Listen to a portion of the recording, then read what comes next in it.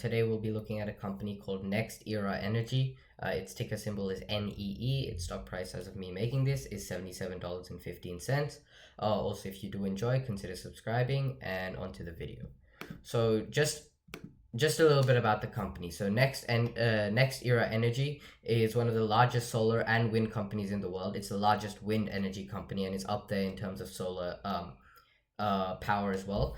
It currently has 24 gigawatts of renewable energy power stored, and just for comparison, 1 gigawatt can power over 300,000 homes, so it's not exactly a small amount. It's also signed a lot of contracts to add 12 more gigawatts to that, and on top of this, it's an electric utility company, so it's not only renewable energy, but it also has an electrical utility core of its business. But since 2002, it's slowly been phasing out of the electric utility sector and more into the renewable energy. And it has been doing this since 2002.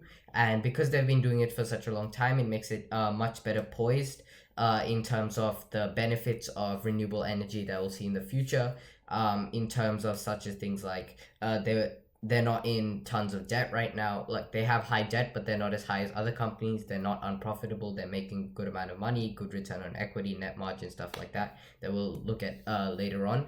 And because they've been doing this for such a long time, they've kind of done it slowly instead of just rushing into this with no plan whatsoever. It's a pretty okay dividend stock as well. It's increased its dividend annually for 26 years, so that's good. And it will have increased like tailwinds behind it with the Biden government, which will put $400 billion into renewable energy across the next few years. And we would see this NextEra Energy benefit from this, making the future even brighter for the company than it already is. And once again, as I mentioned previously, because they've been doing it for such a long time, instead of losing money, it uses the utility sector of its company to fund the renewable section. And now for the last few years, it's the renewable section is able to fund its own like renewable sector to the company. And this shows that it's been a very successful transition from being one of the top renewable companies in the world. And this is what sets it apart from a lot of other companies, is that it's profitable, has a manageable debt, and good financials as well, which is not very common in terms of many renewable energy companies nowadays. So just the financials of this company, we can see that its return on equity is pretty solid, going from 14 to 21 in 2019. However, in 2020, you'll see as a trend in a lot of this, that you would see that the 2020 data is quite low. So we can see once again its return on equity was slightly lower, but overall still a very good return on equity. Its earnings per share consistently increasing up until 2019, but once again 2020 had a drop. Its free cash flow is kind of all over the place. But in 2018 and 2019, they heavily invested in this company, and if you go check the stock price as well, the stock price was up 30-40% in that time. So they invested a lot into their company, showing a decrease in their free cash flow. However, in 2020, they played it slightly more safe, resulting in a higher free cash flow there. Its interest coverage is low, because you could see it can pay its interest coverage for the next maybe 3 to 4 years. Which is quite low, especially in the current market. And this also comes in line with the fact that it has pretty high debt of 1. Its debt to equity ratio is 1, signaling that they have about the same amount of debt as they have shareholders' equity. So the debt is quite high. Its net margin is very good. We can see it's up until like the 40%, showing that they're very profitable and don't need to spend as much money as many other companies you would see to maintain this profit. Its dividend, as you can see, consistently increasing, however, isn't necessarily very high. It's about a 2% dividend yield. So it's solid, but not exactly extravagant. Its price earnings or PE ratio is quite high right now, kind of hovering near the 40 mark. That is also in turn with the market being very overvalued. The market's PE is about 31, 32 right now. However, the company's stock price has also kind of boosted a lot since 2018, 2019. And because of this, its price to earnings is quite inflated, showing that it's not a very value investing stock right now. Just some comparisons. So it's up 30% over the last year compared to the market of 21% and the industry, which is down 0.5%. According to Simply Wall Street analyst, it's 70% overvalued. It has a PE of 38, which is double the industry of 19, showing that the price is quite overvalued and it's trading at a very high premium compared to a lot of other competitors.